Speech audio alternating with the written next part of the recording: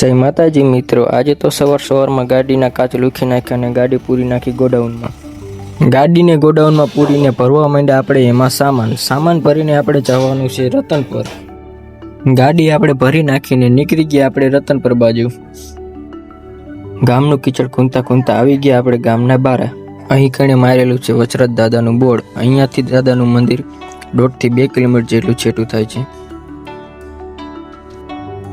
તો પોકી ગયા દાદાના મંદિરે. આ છે મંદિરનો મુખ્ય ગેટ ને આ મંદિરે દર રવિવારે મેળો ભરાય છે અને હજારો લોકોની સંખ્યામાં ભાવિ ભક્તો દર્શને આવે છે.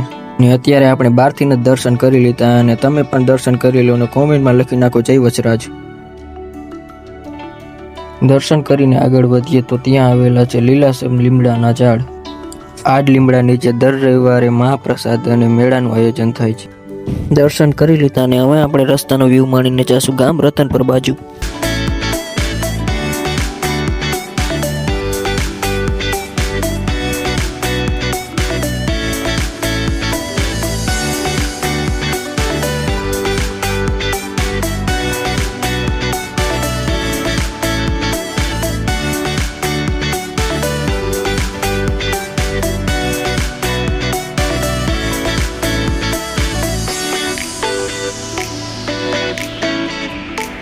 તો પોકી ગયા આપણે રતનપર ગામ ને જવાનું છે આપણે મારુણિયા પરિવારના મઠે. ત્યાં નવા મઠના નિર્માણ નિમિત્તે યજ્ઞ અને નવરંગા માંડવાનું આયોજન રાખેલ છે. તો ત્યાં જ આપણે ઓર્ડર ફિટિંગ કરવાનો છે.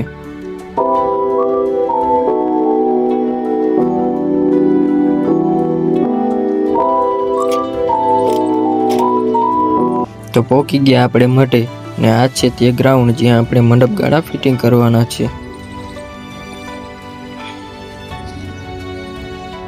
ને હવે આપણે જાશું પહેલા આપણે દર્શન કરવા.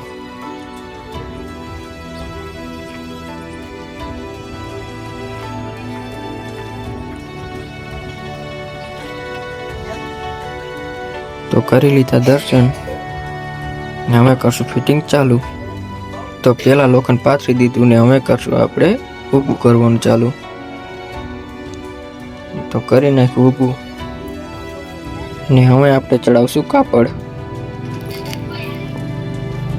ચડાવી નાખ્યા ને હવે આપણે જાશું બીજા ગ્રાઉન્ડે જ્યાં જમણવાર રાખેલ છે. તો ત્યાં જ્યાં તો આપણને ખબર પડી કે ગાલાનો આપણે તૂટવાયો છે. તો હવે જાશું સીધા આપણે ઘર બાજુ ગાલા ભરવા.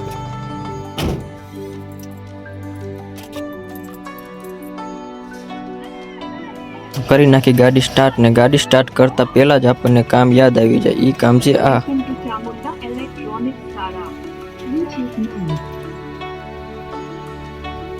સામાન ભરીને પાછા આવ્યા ત્યાં તો અહીંયા વરસાદ ચાલુ થઈ ગયો. ને આ મિત્રો વરસાદ ભલે ગમે એટલો આવે વરસાદ આપણને નહીં નડે. જો પવન આવશે તો આપણું નુકસાન થઈ જશે.